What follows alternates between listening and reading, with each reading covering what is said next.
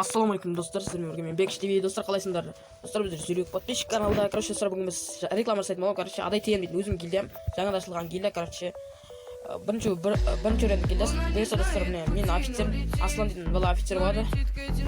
Және мен лидер боламын достар. Бұл жаңа ашылған гильдия, кеше ғана ашқан болатынбыз.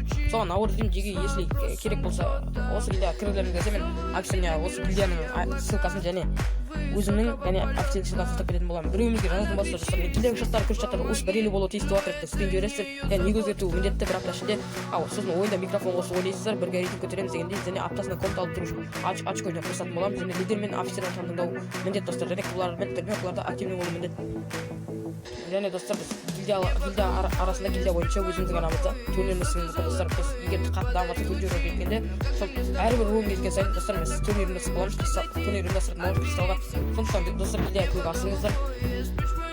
Ал давайте егер тіліміз десе лидер немесе офицер жазылар.